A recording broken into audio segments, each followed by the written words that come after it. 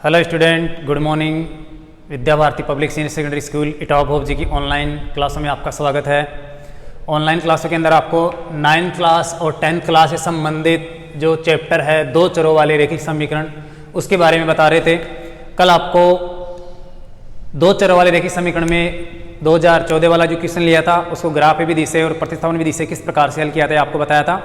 उसी प्रकार का आज और एक क्वेश्चन लेते हैं बोर्ड 2016 वाला और इसको यहाँ पर हल करके बताते हैं। सबसे पहले मैं यहाँ पर क्वेश्चन लिख रहा हूँ। क्वेश्चन है दो अभ्यास पुस्तिका तथा 3 पेंसिलों का कुल मूल्य 17 रुपये है तथा 3 अभ्यास पुस्तिका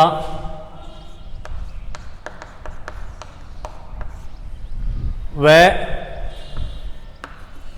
4 पेंसिलों का कुल मूल्य 24 रुपये है।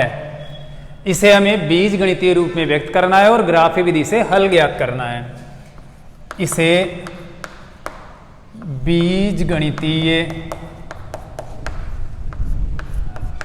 रूप में व्यक्त कर ग्राफीय विधि से ग्राफीय या आलेखीय विधि द्वारा एक अभ्यास पुस्तिका व एक पेंसिल का मूल्य ज्ञात कीजिए। एक अभ्यास पुस्तिका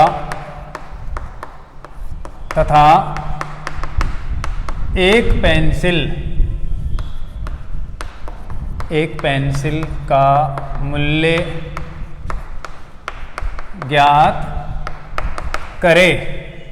BSER बोर्ड 10th क्लास की जो एग्ज़ाम लगी थी बोर्ड की 2016 में, उसके अंदर ये 6 नंबर का 6 अंक का क्वेश्चन आया था।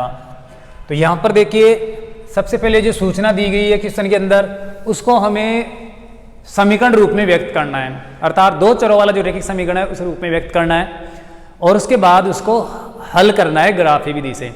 तो यहाँ पर देखो क्वेश्चन के अंदर दे रखा है कि अगर हम 2 अभ्यास पुस्तक खरीद लें और उसके साथ में 3 पेंसिल खरीद लें, 2 अभ्यास पुस्तिका और 3 पेंसिल खरीदते हैं किसी दुकान पर, किसी शॉप पर, तो हम उनका कुल मूल्य मिलाकर देते हैं कितना, 17 रुपये, अर्थात दुकानदार को 17 रुपये देते हैं।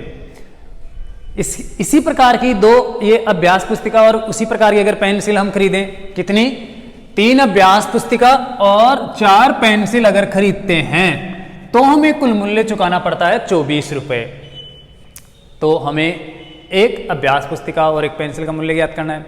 देखो यहाँ पर जो 17 रुपये दे रखे हैं वो एक अभ्यास पुस्तक या फिर एक पेंसिल का नहीं है, 2 अभ्यास पुस्तक और 3 पेंसिलों का है। अगर हमें यह पता हो कि एक अभ्यास पुस्तिका कितने में आती है तो उसको हम 2 से गुणा करके 2 का मूल्य ज्ञात कर सकते हैं।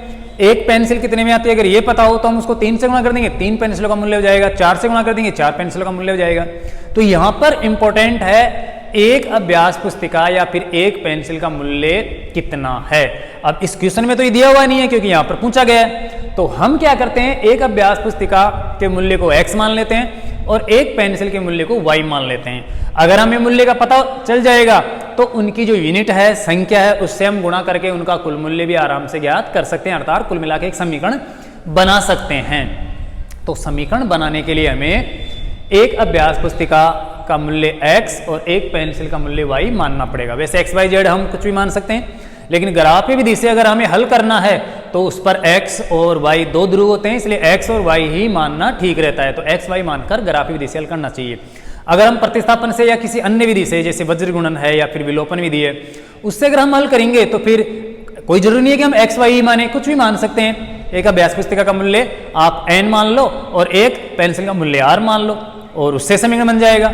लास्ट में हम जो चर राशियां मानेंगे उनका मान ज्ञात कर लेंगे तो वो मूल्य के अंदर कन्वर्ट हो जाएगा। तो सबसे पहले जरूरी है इसको समीकरण में व्यक्त करने के लिए हमें मानना पड़ेगा, माना एक अभ्यास पुस्तक का मूल्य x रुपये व एक पेंसिल कलम का मूल्य y रुपये है। अब एक एक का मूल्य हमने मान लिया तो इनकी जो यूनिट है, जितनी संख्या है, जितनी खरीदी गई है, उससे हम गुणा करके इनका कुल मूल्य भी ज्ञात कर सकते हैं। तो यहां पर देखिए, दो अभ्यास पुस्तक तथा इसके साथ कॉम्बिनेशन कितने का है, 3 पेंसिलों का। 3 पेंसिलों, 2 अभ्यास पुस्तक तथा 3 पेंसिलों के कुल मूल्य से प्रथम समीकरण बनता है। आपका प्रथम समीकरण बनेगा, देखो यहां पर एक अभ्यास पुस्तक x रुपए में आती है, x माना है उसका मूल्य, जबकि हम खरीद रहे हैं 2, तो 2 से गुणा कर देंगे, तो ये हो जाएगा 2x प्लस साथ में हम पेंसिल भी खरीद रहे हैं तो उसका मूल्य भी जोड़ना पड़ेगा, प्लस हम पेंसिल खरीद रहे हैं 3, जबकि पेंसिल आती है एक y रुपए के अंदर। तो y रुपए में एक पेंसिल आती है तो 3 पेंसिलों का 3y हो जाएगा, अर्थात यूनिट से संख्या से गुणा कर देंगे, तो ये हो जाएगा 3y बराबर ये मूल्य चुकाया जा रहा है कितना, 17 रुपये। तो ये आपका प्रथम समीकरण बन जाएगा, 2x + 3y = 17। इसी प्रकार आगे देखो, 3 अभ्यास पुस्तक तथा पेंसिल कितनी है, 4। पेंसिल कितनी खरीद रहे हैं, 4 पेंसिलों के मूल्य, कुल मूल्य से आपका बनेगा दूसरा समीकरण, कुल मूल्य से दूसरा समीकरण ये हो जाएगा 3x। 3 अभ्यास पुस्तकों का मूल्य 3x हो जाएगा, जैसे वहां पर 2x हुआ था वैसे 3x हो जाएगा, और 3y जैसे पेंसिलों का कुल मूल्य हुआ था वैसे 4 पेंसिल है तो 4y हो जाएगा, तो ये 4y बराबर ये मूल्य चुकाया जा रहा है 24 अर्थात 24 रुपये। यहां पर देखिए मैं दोनों समीकरण लिख देता हूं। प्रथम समीकरण तो है 2x + 3y = 17, और दूसरा समीकरण है आपका 3x + 4y = 24 अर्थात 24 रुपये है। हम इन दोनों समीकरणों को सरल करेंगे, ग्राफीय विधि से हल करना है। तो आपको कल बताया था मैंने, ग्राफीय विधि से हल करने से पहले आप इनका आंसर निकाल के देख लो प्रतिस्थापन विधि से कि x और y का मान कितना है, जिससे हमें पता चल सके कि ग्राफ कहाँ पर काटेगी, जिससे ग्राफ में कोई दिक्कत नहीं होगी, काटाफासी नहीं होगी। तो हम पहले ही ये मूल्य ज्ञात कर लेते हैं प्रतिस्थापन विधि से, जो बहुत ही आसान है। तो मैं यहाँ पर प्रतिस्थापन विधि से हल करके बता रहा हूँ आपको। देखो समीकरण 1 से हम सरल करेंगे। पहला समीकरण आपका 2x + 3y = 17 है, इसको हम सरल करेंगे, अर्थात दोनों पक्षों में से किसी एक पक्ष में आपको केवल एक अकेली चर राशि रखनी है, बाकी सभी मानों को दूसरे पक्ष में ले जाना है। तो हम यहाँ पर ऐसा करते हैं, इस 2x को ऐसे रहने देते हैं, ये 17 इधर है ही, ये 3y जो है उसको प्लस से उस पक्ष में ले जाएंगे तो ये माइनस का 3y बन जाएगा। अब यहाँ पर इस 2 को और हटाएंगे, उधर ले जाएंगे तो ये हो जाएगा x = 17 - 3y, 2 गुणा से आएगा इधर, तो यहाँ पर भाग लग जाएगा, तो ये 2 बटे में आ जाएगा। ये जो x का मान हमने यहाँ पर किया है ये हम प्रतिस्थापित करेंगे किसमें, इस दूसरे समीकरण में, अर्थात 3x + 4y = 24 में x बराबर हम मान रखते हैं 17 - 3y/2। ये रखने पर ये मान रख देते हैं हम, जिससे आपको y का मान मिल जाएगा। तो देखिए 3 × x + 4y = 24। यहाँ पर हमें x का मान रखना है। x का मान अभी हमने प्रतिस्थापित किया है पहले समीकरण के अंदर, 17 - 3y/2, तो ये 17 - 3y/2 यहाँ पर रख देते हैं। अब इसको सरल करेंगे हम, 3 को गुणा करते हैं 17 से, 17 × 3 = 51 हो जाएगा, -3 × 9y हो जाएगा, और बटे में आ जाएगा 2, प्लस यहाँ पर 4y है या 4y/1 = 24। अब देखिए इन दोनों का हम लघुत्तम लेंगे, लैसे लेंगे, एलसीएम लेंगे तो वो क्या आएगा 2 आ जाएगा, क्योंकि 2 के अंदर 2 का भी भाग जाता है और 1 का भी भाग जाता है, और जिसमें पूरा पूरा भाग जाता है जिन संख्याओं का, उन संख्याओं का वो लैसे होती है। यहां पर देखिए 2 ऐसे कैसे है तो अंश भी ऐसे कैसे रहेगा, अर्थात 51 माइनस 9y, आगे है प्लस तो ये प्लस 1 का भाग 2 में 2 बार गया, 2 को अंश 4 y से गुणा करेंगे तो 4 दूना 8y हो जाएगा और बराबर 24। अब देखिए 9y माइनस का है और 8y प्लस का है तो माइनस का 1y बच जाएगा, 51 माइनस y बटे 2 और इंटू 24। इस 2 को इधर लाएंगे हम तो ये 51 माइनस y बराबर 2, 24 से गुणा होगा तो 24 दूने 48 हो जाएगा। अब हम क्या करते हैं, माइनस के y को उस पक्ष में ले जाते हैं जिससे प्लस का बन जाएगा, और 48 को इस पक्ष में ले आते हैं जिससे 51 में घट जाएगा और आपको y की वैल्यू प्राप्त हो जाएगी, मिल जाएगा। तो ये हो जाएगा 51 माइनस का 48 और इधर प्लस का y हो जाएगा। ये y इस पक्ष में प्लस का हो गया क्योंकि माइनस का था और 48 प्लस का था, इधर आके माइनस का हो गया। 51 में 48 जाता है तो 3 बच जाता है, तो ये 3 आ गया y का मान। y का मतलब एक पेंसिल का मूल्य 3 रुपए है, 3 रुपए में एक पेंसिल आती है। अब हम y का मान यहां पर जो समीकरण सरल किया है उसमें रखकर x का मान निकाल लेते हैं। तो देखो x बराबर 17 माइनस 3 इंटू y का मान कितना है यहाँ पर 3, ये 3 मैं यहाँ पर रख देता हूँ y की जगह, तो x का मान मुझे मिल जाएगा 17 माइनस 3 9/2। यहाँ पर देखो 17 में से 9 अगर हम घटाएंगे तो कितना बचेगा 8 और बटे हुए 2, तो यहाँ पर आ जाएगा x बराबर 4, अर्थात x का मतलब एक अभ्यास पुस्तिका 4 रुपए में आती है। तो 4 दूने 8 रुपए तो ये, और 3 तिया 9 रुपए ये, 9 और 8 हो जाएंगे 17, आप जांच भी कर सकते हो। अर्थात एक अभ्यास पुस्तक 4 रुपए में आती है, छोटी पुस्तक छोटे बच्चों के लिए, और पेंसिल आती है 3 रुपए में। आप जांच भी कर सकते हो। आप क्वेश्चन में दे रखा है कि 2 अभ्यास पुस्तक, एक अभ्यास पुस्तक 4 रुपए में आती है तो 2 आएंगे 8 रुपए में, तो 8 रुपए तो 2 अभ्यास पुस्तक होगा, और एक पेंसिल 3 रुपए के हिसाब से आएगी तो 3 पेंसिलों का 9 रुपए हो जाएगा। 9 रुपए और 8 रुपए कुल मिला के 17 रुपए, जो 17 रुपए ही चुकाए जा रहे हैं। दूसरा समीकरण 3 अभ्यास पुस्तकों का 4 तिये 12 हो जाएगा, क्योंकि 4 में आती है एक अभ्यास पुस्तक तो 3 अभ्यास पुस्तक 4 ती 12 रुपए में आएंगी। 12 रुपए और 4 पेंसिल, एक पेंसिल 3 रुपए में आती है तो 4 ती 12 रुपए, 12 रुपए उनका, 12 रुपए अभ्यास पुस्तकों का, कुल मिला के 24 रुपए हो जाएंगे, जो इसमें दे रखा था इस समीकरण की, आप जांच कर सकते हो। तो ये हमने पता कर लिया कि x बराबर आएगा 4 और y बराबर आएगा 3। ये ध्यान में रखकर अब हम ग्राफीय विधि से इसको हल करेंगे, क्योंकि एग्जाम, बोर्ड एग्जाम के लिए बहुत ही महत्वपूर्ण है ग्राफीय विधि, क्योंकि ग्राफीय विधि से 6 नंबर का क्वेश्चन आता है। तो आप ग्राफीय विधि से इसको अच्छी तरह से हल करना सीखो, ये बहुत ही इंपॉर्टेंट है। तो मैं आपको यहाँ पर ग्राफीय विधि से बता देता हूँ। देखो ग्राफीय विधि से हल करेंगे तो भी हमें इनको समीकरण रूप में तो व्यक्त करना ही होगा, क्योंकि रेखिक समीकरण तो बनाना पड़ेगा, क्योंकि रेखिक समीकरणों को हम ग्राफ पेपर के ऊपर निरूपित करते हैं। तो पहले हम समीकरण बनाएंगे। मान लेते हैं एक पेंसिल का मूल्य x रुपए है, सॉरी एक अभ्यास पुस्तक का मूल्य x रुपए है और एक पेंसिल का मूल्य y रुपए है। इसके अनुसार 2 अभ्यास पुस्तकों का मूल्य और 3 पेंसिलों का कुल मूल्य मिलकर हो जाएगा 2x + 3y बराबर 17। समीकरण बन जाएगा ये पहला। दूसरी स्थिति है, अगर 3 अभ्यास पुस्तक और 4 पेंसिल खरीदते हैं तो उनका कुल मूल्य में 24 चुकाना पड़ता है, तो 3x + 4y बराबर 24। ये 2 समीकरण बन जाएंगे। इन दोनों समीकरणों में से हम प्रथम समीकरण को लेकर 3 निर्देशांक निकालेंगे, दूसरे समीकरण के भी 3 निर्देशांक निकालेंगे। तो इसके लिए आपको इस समीकरण का सरलतम रूप बनाना है। ऐसे देखो किस प्रकार से हम ग्राफीय विधि से हल करेंगे। बहुत ही इजी क्वेश्चन है और बहुत ही नॉर्मल क्वेश्चन है। आपको ये नहीं सोचना है कि ये कठिन क्वेश्चन है या मैथ है तो कठिन है। ध्यान दो, इधर हम यहाँ पर y को इस पक्ष में पक्षांतर कर दिया, तो यहाँ पर हम 3 निर्देशांक वाले टेबल बनाएंगे जिनको हम ग्राफ पेपर पर निरूपित कर सकें, x और ये y।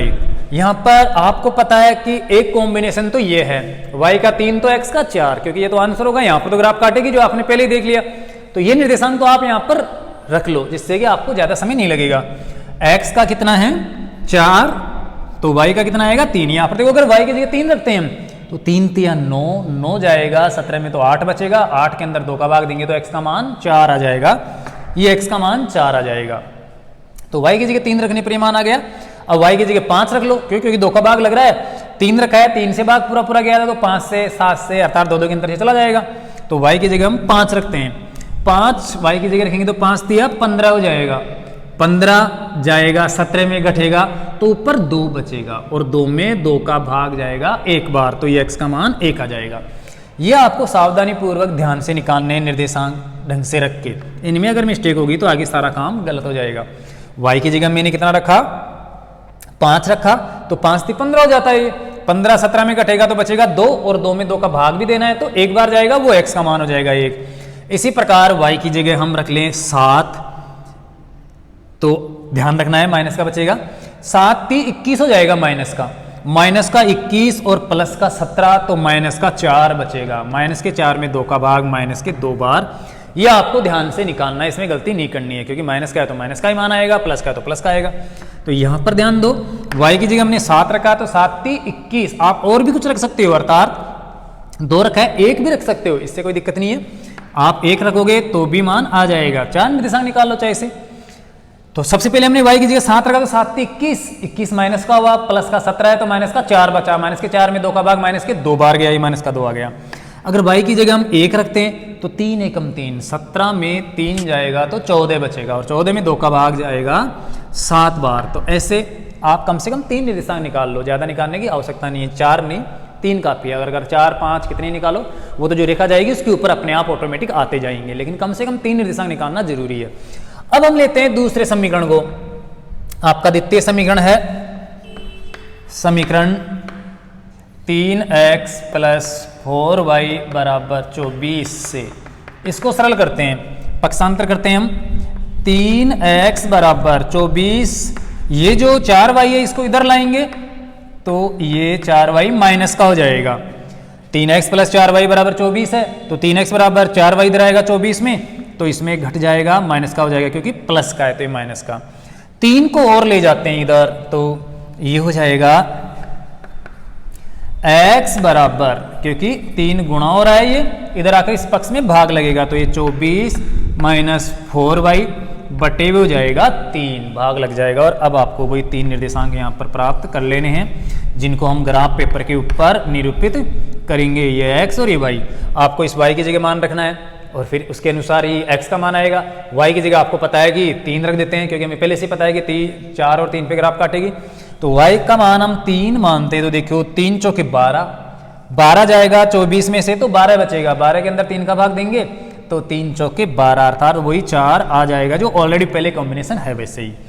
अब आप y की जगह 3 रखने पर मान आया है तो अब 3 का भाग लग रहा है तो आप 6 रख दो, y की जगह 6 रखा तो 6 चौके 24, अगर y की जगह 6 रखते हैं तो 6 चौके 24 हो जाएगा, जो 24 में घटेगा तो 0 बचेगा और 0 में 3 का भाग 0 बार जाएगा तो ये 0 आ जाएगा। इसी प्रकार से एक निर्देशांक आप और निकाल लो, जैसे मान लो 9 रखा y की जगह तो 9 चौका 36 होता है। अगर y की जगह 9 रखते हैं तो 9 चौका 36, वो भी माइनस का, और 24 है प्लस का तो माइनस का कितना बचेगा 12, माइनस के 12 में 3 का भाग 3 चौके 12 माइनस के 4 बार जाएगा, ये आपको ध्यान रखना है। अगर आप यहाँ पर 0 रखते हो तो भी आ जाएगा, y की जगह अगर 0 रखो तो 0 को 4 से गुणा करने पर 0 हो जाएगा, बचेगा 24, 24 में 3 का भाग 8 3 24 या 8 बार चला जाएगा। तो इस प्रकार से कम 3 निर्देशांक आपको निकालने हैं और ग्राफ पेपर पर निरूपित करना है। अब देखिए मान लेते हैं ये आपका ग्राफीय तल है, पृष्ठ है अर्थात कार्तीय तल है, इस पर हमें इन निर्देशांकों को अंकित करना है। पहले हम 4 भाग करेंगे अर्थात ऐसे खड़ी और आड़ी रेखा खींचकर। तो यहाँ पर देखो माइनस का x वाला मान है थोड़ा सा, बाकी y का तो नहीं है, तो हम यहाँ पर एक रेखा ऐसे खड़ी खींच देते हैं, जो आपको पता है y है, y डैश है, और एक रेखा इस प्रकार से आडी खींच देते हैं लैंडस्केप। ये कौन सा ध्रुव है, x ध्रुव, जिसे हम भुज भी कहते हैं, और y वाला मान, y का निर्देशांक कोटि होता है, तो ये x डैश और ये y, ये मूल बिंदु है। इसके ऊपर आपको 1-1 सेंटीमीटर पर ऐसे डॉट निशान लगाने हैं। ग्राफ के ऊपर अच्छी तरह से रेखाएं खिंची हुई होती है, जिनमें कोई दिक्कत नहीं होती। यहाँ पर मैं सिर्फ अंदाज से लगा रहा हूँ, जिसमें थोड़ा सा कम ज़्यादा हो सकता है। इसके पीछे भी लगाना है आपको, क्योंकि माइनस का मान निर्देशांक भी है। y का नीचे माइनस का होता है और ऊपर ये प्लस का निर्देशांक हम देखते हैं। यहाँ पर देखो आपके जो निर्देशांक निकाले गए हैं यहाँ पर ये जो टेबल के अंदर वो बिल्कुल ही नॉर्मल है, अर्थात अधिकतम 9 है, प्लस का माइनस का अधिकतम 4 है। तो 1 सेमी में एक एक इकाई लेकर हम आराम से इनको प्राप्त कर सकते हैं।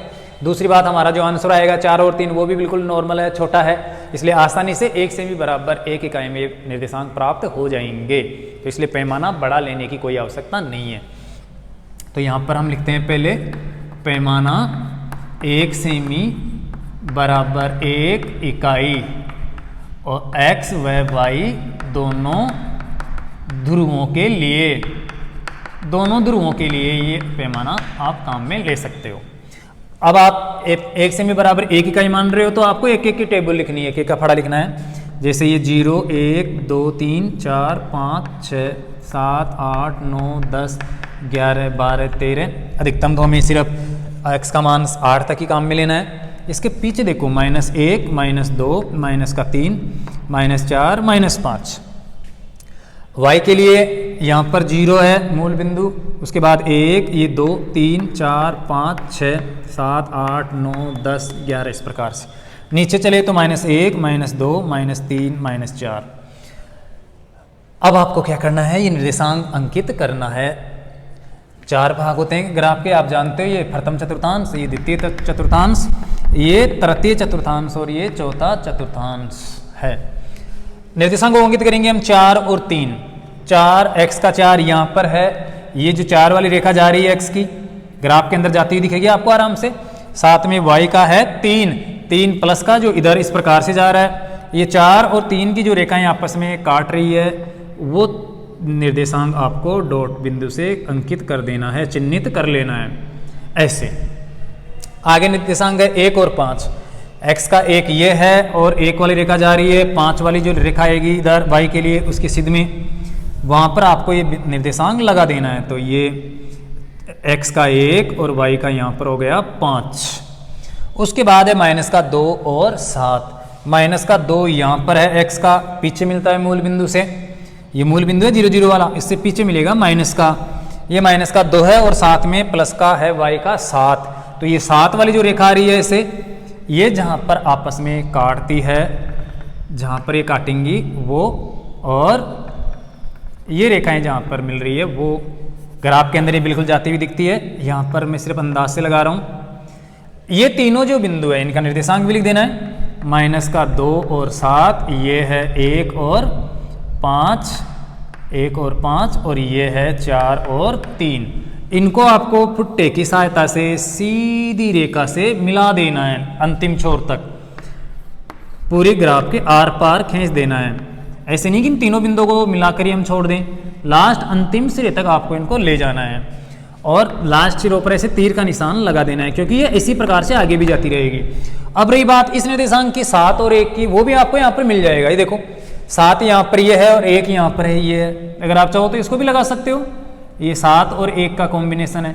लेकिन कम से कम हम 3 निर्देशांक लगाते हैं, ज़्यादा बाकी इस रेखा पर आ रहे हैं वो सब प्राप्त कर सकते हैं। जैसे 8 और 1 है यहाँ वाला निर्देशांक, तो ये अपने आप आगे मिल जाते हैं। इसलिए कम से कम 3 निर्देशांक हमें निकालनी चाहिए, क्योंकि 3 निर्देशांक से ग्राफ बिल्कुल सीधी बन जाती है।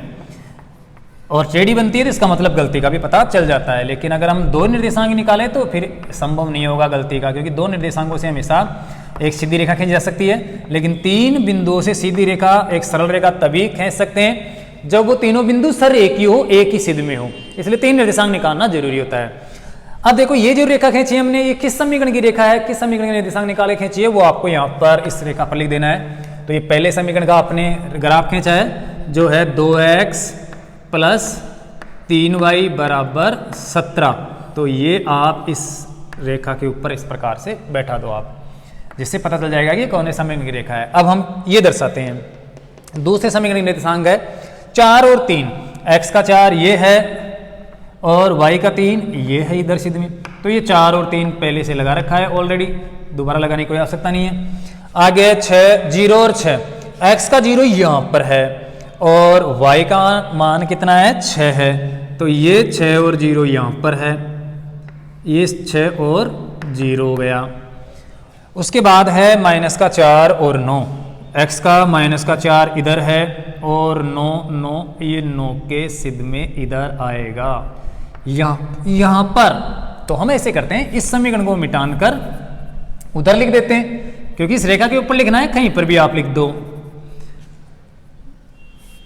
ये है माइनस का 2 और 7 था, और ये देखो माइनस का 4 और 9 के सिद्ध में ये निर्देशांक लगाना है। ये है माइनस का 4 और 9, ये बिंदु ये तीनों बिंदु एक सिद्ध में आएंगे, इनको आपको मिला देना है इस प्रकार से, सीधी रेखा से आर पार इनको खींच देना है।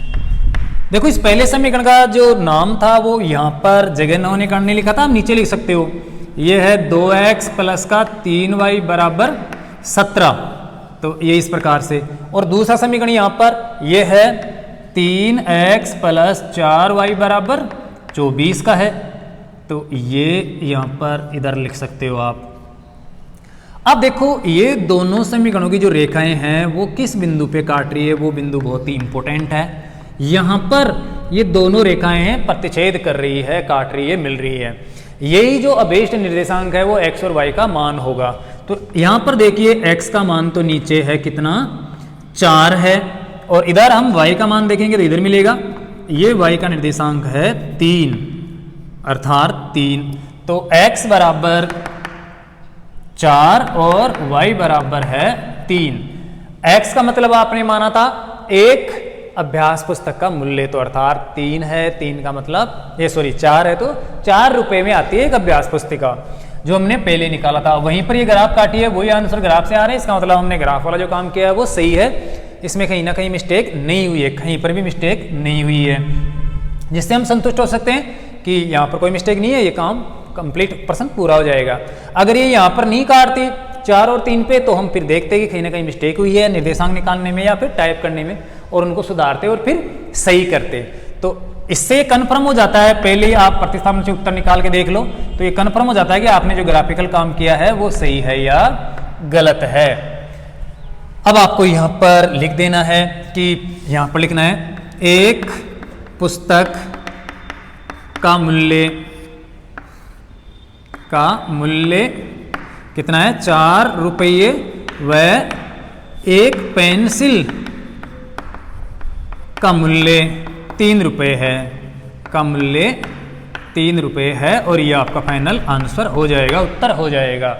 तो इस प्रकार से आपको ग्राफ विधि से इन क्वेश्चनों को हल करना है और अच्छी तरह से समझना है इनमें किस प्रकार के निर्देशांक निकाले, क्योंकि अगर हम यहाँ पर बड़े निर्देशांक निकाल लें, ज़्यादा मान रख ले अपनी इच्छा से, तो फिर ये जो बिंदु है 4 और 3 वाला कॉम्बिनेशन नहीं मिलेगा, क्योंकि हमें पैमाना बढ़ाना पड़ेगा, पैमाना बढ़ाएंगे तो 4 और 3 नहीं मिल पाएगा। तो ये सारी बातें ध्यान में रखनी पड़ती है कि निर्देशांक भी उस प्रकार से निकाले जो ग्राफ पेपर पर आसानी से आ सके, और जहाँ पर ये ग्राफ काटे वो बिंदु भी हमें आराम से मिल जाए। दूसरी बात हमें ये भी ध्यान रखना पड़ता है कि ग्राफ कहाँ पर काटेगी उसके अनुसार हमें निर्देशांक निकालते हैं, और साथ साथ पैमाना किस हिसाब का ले जिससे कि हम निर्देशांकों को आसानी से अंकित कर सके, लगा सकें। तो मैं मानता हूँ कि ये क्वेश्चन आपके समझ में आया होगा। पहले आप क्वेश्चन को अच्छी तरह से पढ़कर x और y मान के आप सरल से समीकरण बना लेना। समीकरण बनाने के बाद में उनको आपको सरल करना है ग्राफ विधि से, अर्थात पहले समीकरण के आपको 3 निर्देशांक निकालने हैं सरल करके, और दूसरे समीकरण के भी आपको 3 निर्देशांक निकालकर उनको टाइप करना है। इन निर्देशांकों से जो रेखाएं बनेंगी वो आपस में जिस बिंदु पे काटेंगी, प्रतिच्छेद करेंगी, वो अभीष्ट निर्देशांक की आपके क्वेश्चन का हल होगा। हालांकि रेखाएं समांतर भी जा सकती है, ऊपर नीचे समपाती भी हो सकती हैं, उन पर हम बाद में चर्चा करेंगे कुछ क्वेश्चन लेकर। फिलहाल हम बोर्ड में आए हुए क्वेश्चन बता रहे हैं जो आपका 6 नंबर का आता है, महत्वपूर्ण होता है। बाकी ज्यादातर जो समांतर ग्राफ जाती है, जो असंगत समीकरण होते हैं, उनके क्वेश्चन बहुत ही कम बार आए हुए हैं। अगर 2012 की से बात करें हम 2020 तक, तो उनमें तो अभी तक एक भी ऐसा क्वेश्चन नहीं आया जिनमें ये रेखा समांतर जाती हो या फिर एक ही बनती हो, दोनों समीकरणों की समपाती बनती हो। तो वैसे क्वेश्चन अभी तक नहीं आए, लेकिन फिर भी बोर्ड एग्जाम में आ सकता है, हम ये कह नहीं सकते। इसलिए उनके बारे में भी हम चर्चा करेंगे अगले वीडियो के अंदर कि समपाती रेखाएं कब बनती है, समांतर रेखाएं कब जाती है, कैसे समीकरण होते हैं, किस प्रकार के समीकरण होते हैं, उनमें क्या खूबी होती है, क्या विशेषता होती है, तो उन पर हम बाद में चर्चा करेंगे। अगले वीडियो में आपको ये बताएंगे। साथ साथ पिछले वाले वीडियो के अंदर भी आपको कुछ उदाहरण लेकर हमने बताया था, वो a1/a2 बराबर b1/2 does not equal to c0/c2 हो तो रेखाएं समांतर जाती है, उनका कोई हल विद्यमान नहीं होता, समीकरण असंगत होते हैं, तो पिछली वीडियो में आप देख सकते हो। तो आप क्वेश्चन को तैयार करना। अगर ये क्वेश्चन आपको पसंद आया हुआ हो, ये हल या जो मैंने वीडियो आपको प्रस्तुत किया वो अगर पसंद आया हो तो आप लाइक करना, कमेंट्स करना, हमें बताना कि अच्छा लगा या फिर क्या कमी रही है वो कमी भी बताना। ज़्यादातर मैंने देखा है कि ये जो ऑनलाइन क्लासें ले रहे हैं उन पर इस गणित विषय के अंदर कोई भी छात्र कुछ भी कमेंट्स नहीं करता या लाइक भी नहीं करता है। इसका कारण ये है कि उनको जो गणित विषय है वो बहुत ही कठिन लगती है, अर्थात डर लगता है। तो ऐसी बात नहीं है, अगर आप अपने दिमाग की साइकोलॉजी निकालोगे तो गणित विषय बहुत ही ईजी है, बहुत ही सरल है। आप एक बार अभ्यास करोगे, उस मन लगाओगे अगर पढ़ने में या इस वीडियो को देखने में, तो आपको बहुत ही अच्छा लगेगा, बहुत ही आनंद आएगा और आपकी रुचि भी बढ़ेगी गणित विषय के प्रति। तो आप अपने दिमाग की साइकोलॉजी ये निकाल दो कि गणित विषय कठिन है, बहुत ही इजी है, बहुत ही सिंपल है। अगर आप अभ्यास करोगे तो आपके लिए सब कुछ क्लियर हो जाएगा। तो अगर आपको अच्छा लगा हो वीडियो तो आप लाइक करना, कमेंट्स में ये बताना भी कि आपको अच्छा लगा है या बुरा लगा है या कैसा लगा है। और साथ ही साथ अपने मित्रों को, दोस्तों को आप शेयर भी करना, जिससे कि वो भी ये फ़ायदा उठा सके और वीडियो देख सके। और अगर आपको कोई क्वेश्चन नहीं आ रहा है, समझ में नहीं आ रहा है या कन्फ्यूजन हो रही है, तो आप उसको आप हमारे साथ शेयर करके हमसे पूछ सकते हो, व्हाट्सएप के माध्यम से, कमेंट्स के माध्यम से। हम उसका सॉल्यूशन करने की भरसक प्रयास करेंगे, उसका समाधान करने का भरसक प्रयास करेंगे। तो आशा करता हूँ आज का ये वीडियो पसंद आया होगा। आज के लिए बस इतना ही। बहुत बहुत धन्यवाद।